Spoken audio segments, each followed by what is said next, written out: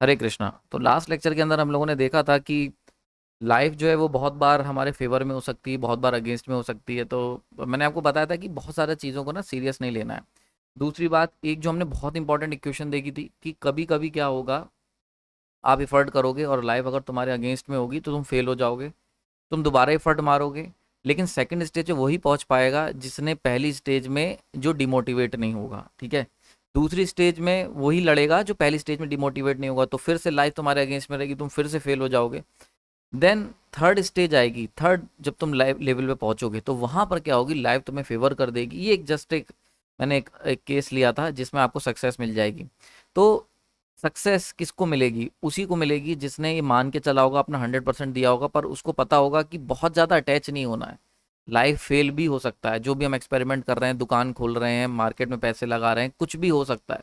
तो अगर आप ये मान के चलोगे कि हाँ हम हार भी सकते हैं, तो टूटोगे नहीं। देखो, दुखी होना मैंने बताया था, दुखी होना कोई बहुत बड़ी चीज़ नहीं है। अगर आपका सिलेक्शन नहीं होगा तो दुखी होगे, पर एक होता है डिप्रेशन में चले जाना, कि मतलब आप यही सोच लेना कि भाई ज़िंदगी में अब कोई उम्मीद नहीं बची है, तो वो चीज़ आपको नहीं करनी है।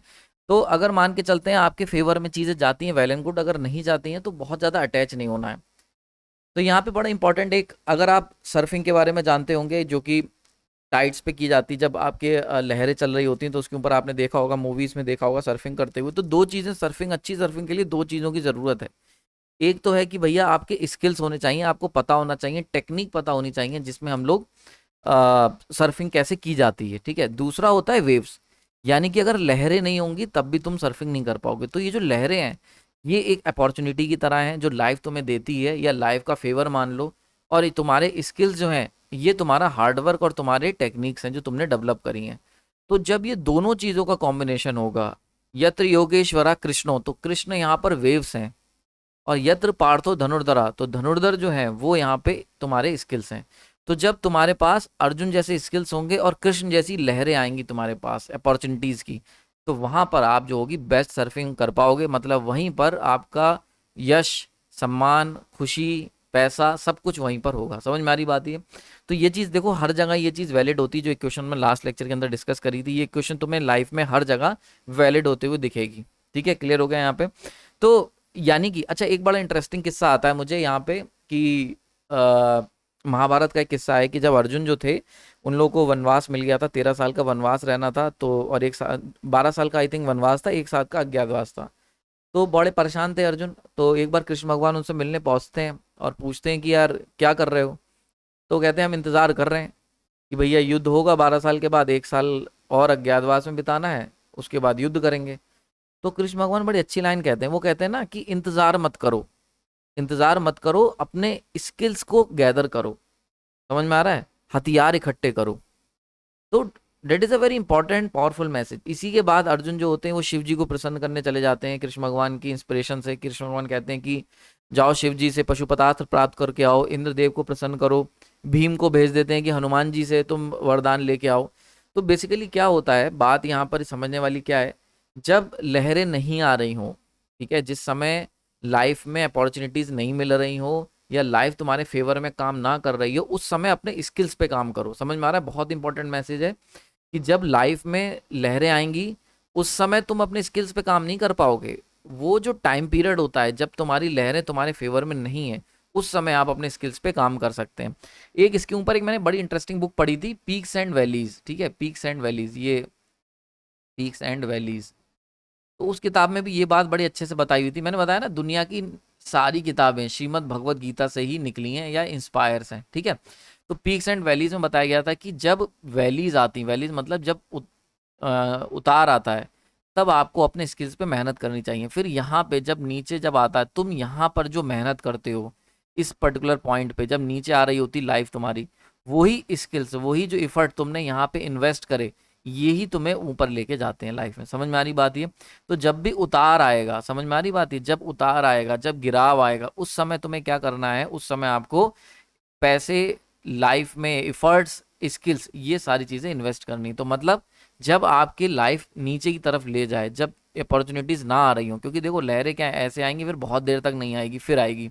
तो ये जब लहर आएगी, इस समय तुम स्किल्स पे काम नहीं कर सकते। इस समय तो तुम्हें, ये तो अपॉर्चुनिटी है, इस समय तुम्हारे पास स्किल, इक्विप्ड होना चाहिए, मतलब तुम्हें आना चाहिए, जब ये लड़ाई हो तो तुम्हारे पास गन होनी चाहिए, समझ में आ रही है, तुम्हें वॉर लड़ना आना चाहिए। वॉर के टाइम पे वॉर लड़ना नहीं सीखा जाता है। ये जो टाइम पीरियड होता है जितनी देर में कोई लहर नहीं आई, ठीक है, तो हम लोग क्या समझते हैं नॉर्मली, हम लोग क्या होते हैं इस पर्टिकुलर पीरियड में, इस पर्टिकुलर जोन में डिमोटिवेट हो जाते हैं, समझ में आ रही बात ये। जबकि यही सबसे ज्यादा कीमती समय होता है, जो बोरिंग टाइम पीरियड होता है ना, वही सबसे ज्यादा कीमती होता है। तो उस बोरिंग टाइम पीरियड में, इस बोरिंग पीरियड में जो बंदा प्रैक्टिस करता है, जो बंदा तैयारी करता है, वही जब पीक्स, जब लहर आएंगी तो उनमें वो राइड कर पाएगा। समझ में आ रही बात? ये बहुत इंपॉर्टेंट और गहरा मैसेज है यहाँ पे, आई होप आपको समझ में आ रहा होगा। तो जैसे कि फॉर एग्जांपल यूपीसीएल का पेपर आया, समझते रहना, इसको एग्जांपल समझाता हूँ। यूपीसीएल आया, फिर कोई एग्जाम नहीं आया, देन फिर से हमारे पास एसएससी जेई आया, ठीक है। तो इनमें सिलेक्शन किसका होगा? इसमें सिलेक्शन उनका नहीं होगा कि जब नोटिफिकेशन आया, मान के चलते हैं यहाँ पे नोटिफिकेशन आया, ठीक है, और यहाँ पे क्या हुआ, एग्जाम हुआ। समझ में आ रही बात ये? तो यहाँ पे सिलेक्शन उनका नहीं होगा जिन्होंने यहाँ पर तैयारी करना शुरू करी। समझ में आ रही बात ये? सिलेक्शन किसका होगा? सिलेक्शन होगा जिन्होंने इस पीरियड में तैयारी करी है। क्लियर हो रहा है यहाँ पे? तो ये आपको हमेशा याद रखना है कि सिलेक्शन किनका होगा? सिलेक्शन उन्हीं लोगों का होगा जिन्होंने इस पर्टिकुलर टाइम पीरियड में तैयारी की होगी। समझ में आ रहा है? तो जैसे कि यूपीसीएल एग्जाम आया, उसके बाद का जो टी पीरियड होगा दूसरा एग्जाम, उसमें बोर नहीं होना है, डिमोटिवेट नहीं होना है, तैयारी करनी है। कृष्ण भगवान की बात याद रखनी कि हथियार इकट्ठे करते रहो, देवताओं को प्रसन्न करते रहो। देवता मतलब तुम्हारे तुम्हारे देवता कौन हुए? इलेक्ट्रिकल मशीन हुआ, अगर इलेक्ट्रिकल इंजीनियर की बात करूं, ठीक है, और कंट्रोल सिस्टम हुआ, जीके हो गई, ये सब देवता हैं। इनसे प्रसन्न करो, इन्हें, इनको इनके साथ समय बिताओ, इनकी तपस्या करो और इनसे कॉन्सेप्ट सीखो, और तब जब वो अपॉर्चुनिटी आएगी तो उस एग्जाम को तुम क्रैक कर ले जाओगे। नेक्स्ट यहाँ पे बात करी जाती है कि कर्मफल के ऊपर भगवान ने बताया कि कर्मफल बिल्कुल एक्शन रिएक्शन की तरह है। मतलब ऐसा नहीं है, जैसे न्यूटन ने कहा कि जब whenever there is action there is an equal and opposite reaction, तो जो भी तुम करोगे उसका फल तो तुम्हें मिलना ही है।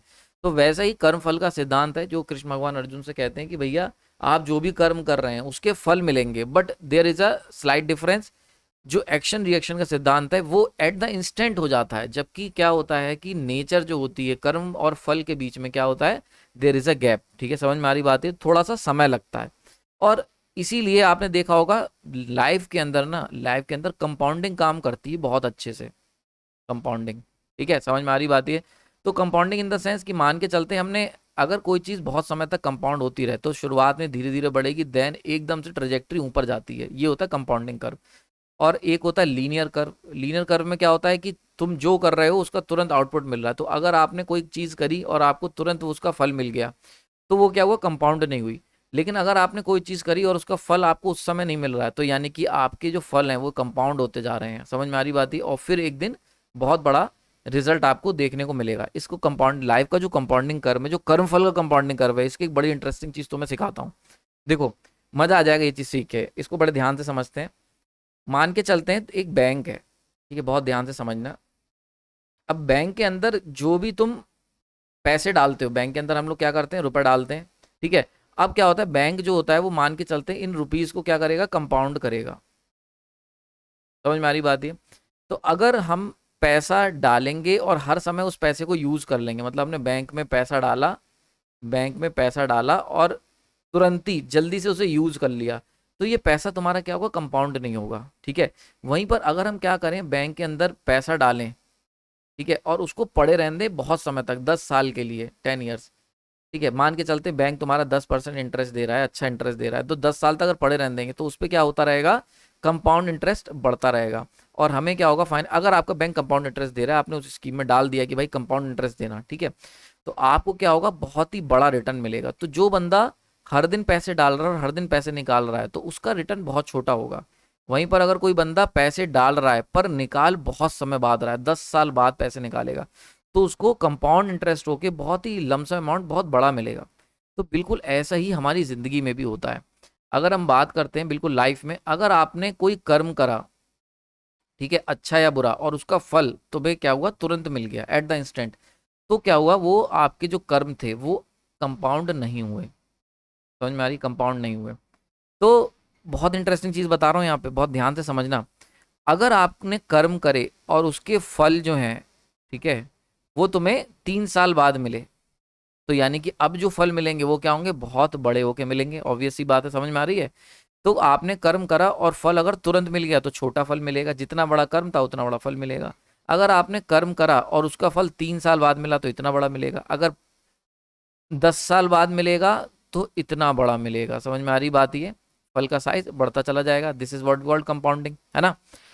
अब करना क्या है, करना इंपॉर्टेंट लेसन क्या है इसमें? इंपॉर्टेंट लेसन ये कि भैया जो हमने पॉजिटिव कर्म करें, पॉजिटिव कर्म, उसका फल हम भगवान से कहना चाहिए हमें कि वो हमें लेट मिले, लेट मिले।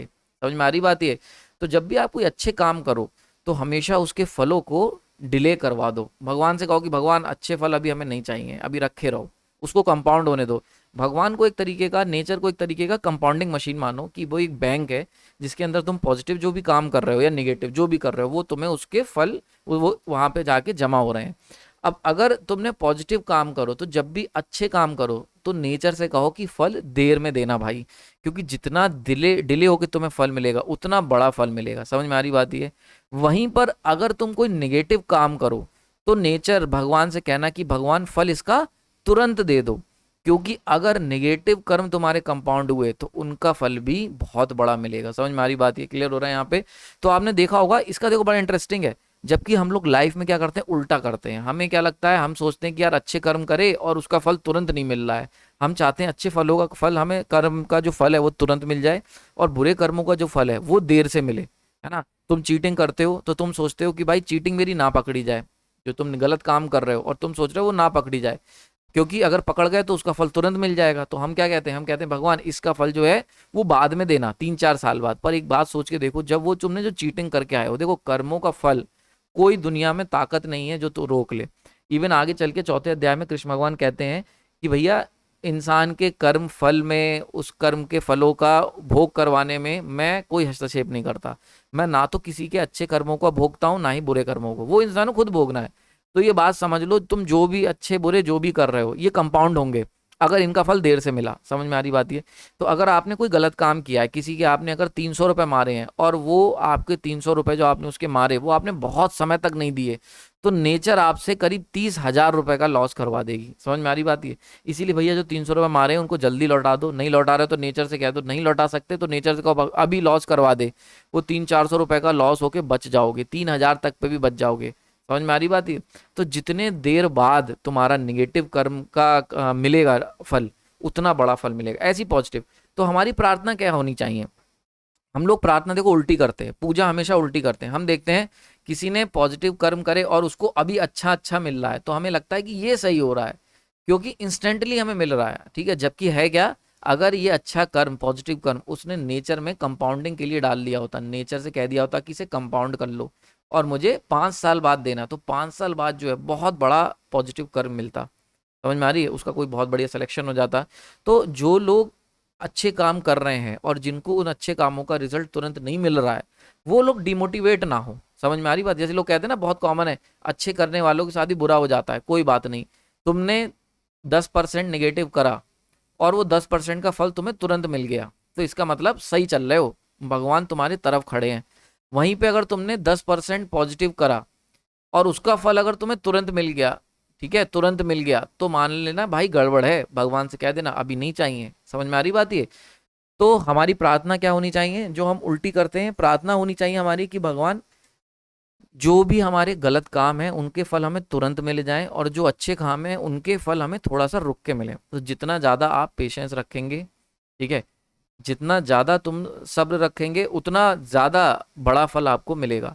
तो जब भी आप कोई काम करो, पॉजिटिव अगर कर रहे हो तो वो क्या होना चाहिए, वो उतना डिले उसके अंदर रखो ताकि आपको उतना बड़ा फल मिल सके। तो कंपाउंडिंग का जो बात है, कंपाउंडिंग ये ना केवल मार्केट में चलती है, पैसे में चलती है, बैंक में चलती है, बल्कि लाइफ में भी कंपाउंडिंग चलती है। देखो एक बात समझो, जो लॉज हैं नेचर के वो यूनिवर्सल हैं। समझ में आ रही बात है? तो ऐसा कोई लॉ नहीं होगा जो तुम्हें नेचर में हो और लाइफ में ना हो रहा हो। तो लॉज जो है वो यूनिवर्सल है। तो आई होप मजा आया होगा, आपको समझ में आ रहा होगा किस तरीके से हो रहा है। तो भगवान कहते हैं कि कर्म अगर करा है तो उसका फल तुम्हें मिलेगा ही। अंतर क्या होता है कि एक्शन रिएक्शन जो न्यूटन्स ने फिजिक्स में पढ़ा है उसमें तुरंत मिल जाता है, तो कोई कंपाउंडिंग जैसी चीज नहीं एग्जिस्ट करती। समझ में आ रही? वहीं पे अगर हम बात करते हैं नेचर की, मतलब लाइफ की, तो वहां पर हमें जो डिले देखने को मिलता है कि आपने कोई कर्म करा, आपने किसी के साथ गलत करा और उस समय तुम्हारे साथ कोई गलत नहीं हुआ, तो ये बात समझ के रखना कि वो फिर आगे चल के कंपाउंड हो गया, वो समझ में आ रही है। अगर उसी समय गलत हो गया तो बहुत सही, जीरो कंपाउंडिंग, कोई बैंक में अमाउंट नहीं पड़ा है, चाहे पॉजिटिव हो चाहे नेगेटिव हो, लेकिन अगर वो उसी समय न्यूलीफाई नहीं हुआ तो समझ लेना नेचर ने उसे कंपाउंड कर दिया है। तो भगवान से प्रार्थना करना कि जल्दी से निपटा दो वो नेगेटिव कर्म जो तुमने उनका करा है फल, ताकि कंपाउंड होके ना मिले। समझ में आ रही बात, क्लियर हो रहा है यहाँ पे। तो अच्छा, ऐसे ही मैं देखता हूँ ना, बहुत ही इंटरेस्टिंग चीज है, एक इस पर्सपेक्टिव बताता हूँ भक्ति का। हम लोगों को क्या लगता है कि यार भक्ति होती है ना, तो उसमें जैसे कोई भक्ति कर रहा है और उसको उसके साथ बढ़िया बढ़िया होने लग जाए तो हमें लगता है यार इसकी भक्ति लग गई, जबकि क्या है ना, ये बड़ा उल्टा है। जिस दिन तुम्हारी भक्ति भगवान को लगेगी उस दिन भगवान जो है वो सबसे पहले तुम्हारा नेगेटिव अकाउंट जो कंपाउंड हो रहा था उसको खाली करना शुरू करेंगे, क्योंकि वो जानते हैं कि वो ही परम दयालु हैं। समझ में आ रही, वही उनके लिए मतलब तुम्हारे लिए बेस्ट है। अगर तुम्हारे नेगेटिव काम इकट्ठे होते रहे तो समझ रहे हो वो कितना बड़ा तुम पे गिरेंगे एक दिन, ठीक है, वो तुम संभाल नहीं पाओगे। तो भगवान जो है या नेचर जो है, अगर तुम चाहते हो कि नेचर तुम, अगर तुम्हें पता करना है कि नेचर तुम्हारे पक्ष में चल रही कि विपक्ष में, तो ये देख लो कि क्या तुम्हारे गलत कर्मों के कर्म जल्दी से मिल रहे हैं। अगर ऐसा है तो यानी कि नेचर तुम्हारे फेवर में, भगवान ने तुम्हारी भक्ति सुन ली है। इसीलिए तुमने देखा होगा जो भक्त होते हैं उनके ऊपर विपदाएं आने लगती हैं, है ना, दुख आने लगते हैं। तो कहाँ से आने लगते हैं कि सबसे पहले भगवान क्या करते हैं कि जो तुम्हारे बुरे कर्म जो कंपाउंड हो रहे थे उनको निकालना स्टार्ट करते हैं। तो जैसे ही वो निकल जाते हैं फिर क्या होता है, और तुमने देखा होगा अच्छे कर्मों के फल तुम्हें तुरंत नहीं मिलेंगे। तो कोई अगर अच्छा भक्त है, अच्छा भक्त मतलब जिसकी भक्ति भगवान ने कबूल कर ली है, तुम देखना उसकी लाइफ में स्ट्रगल बढ़ जाएगा और उसके अच्छे कर्मों के फल मिलने रुक जाएंगे। तो ये क्यों हो रहा है, क्योंकि अब जो है कंपाउंडिंग का सही प्रोसेस स्टार्ट हुआ है कि अच्छे फल जो हैं वो रुक रहे हैं और बुरे फल जो इकट्ठे हो गए थे वो जल्दी जल्दी जल्दी जल्दी भगवान निकालना स्टार्ट कर रहे हैं। समझ में आ रहा है। सो डेट इज द कॉन्सेप्ट कि जब भी ऐसा होगा आपको ये चीज ध्यान रखनी है। क्लियर हो गया यहाँ पे। तो अगर तुम्हारी लाइफ में ऐसा हो रहा है तो ये समझ लेना कि तुम भगवान की शरण में हो या नेचर तुम पे मेहरबान है। ठीक है, धीरे धीरे तुम्हारी लाइफ एक दिन, थोड़े दिन आने वाले समय में जो तुमने अच्छे कर्म करें, अच्छे कर्म करना मत छोड़ना, क्योंकि वही तो कंपाउंड हो रहे हैं। पैसा कमाना मत छोड़ना अच्छे कर्मों का, अच्छे कर्म के जो पॉजिटिव पॉइंट है वो कमाते जाओ और लॉकर में डालते जाओ। एक दिन बहुत बड़ा पॉजिटिव तुम्हें मिलेगा। तुम हो सकता है आईएएस का एग्जाम निकाल लो या अपने अपने जो एक गवर्नमेंट जॉब निकाल लोगे, है ना, करोड़ों रुपए तुम्हें कह सकते हो कैसे लैंड या पुराना कोई रुका हुआ पैसा मिल जाएगा। तो बहुत तरीके हैं भगवान को देने के। ठीक है, समझ में आ रही बात है। नाउ इसी में आगे चलते हैं। तो आगे भगवान बताते हैं कर्म फल बंधन के ऊपर बहुत इंटरेस्टिंग भगवान ने डिस्कशन किया है। तो कर्म फल बंधन का क्या मतलब है। तो भगवान कहते हैं कि कर्म करने में कोई दिक्कत नहीं, तुमने कर्म करा है तो उसका फल तो मिलेगा। लेकिन जब हम लोग क्या करते हैं, स्पेसिफिक फल की उम्मीद बांध लेते हैं कि मतलब यही फल चाहिए। जैसे फॉर एग्जाम्पल आप प्रिपरेशन कर रहे हो, ठीक है, अपने उसमें, और आपने प्रिपरेशन कर रहे हो, मन लगा के 100% अपना एफर्ट दे रहे हो, तो कोई ना कोई एग्जाम तुम्हारा निकल जाएगा। वो यूबीपीसीएल भी हो सकता है, वो एसएससी जेई भी हो सकता है, कोई भी हो सकता है। लेकिन अगर तुम्हारा फोकस ये है कि अगर तुमने कर्म कर रहे हो यानी कि प्रिपरेशन कर रहे हो और तुम स्पेसिफिक फल की उम्मीद कर रहे हो कि यूपीपीसीएल ही निकले, देन वहां पे आ जाता है बंधन का सिद्धांत। समझ में आ रही बात है, बंधन का सिद्धांत समझ में आया।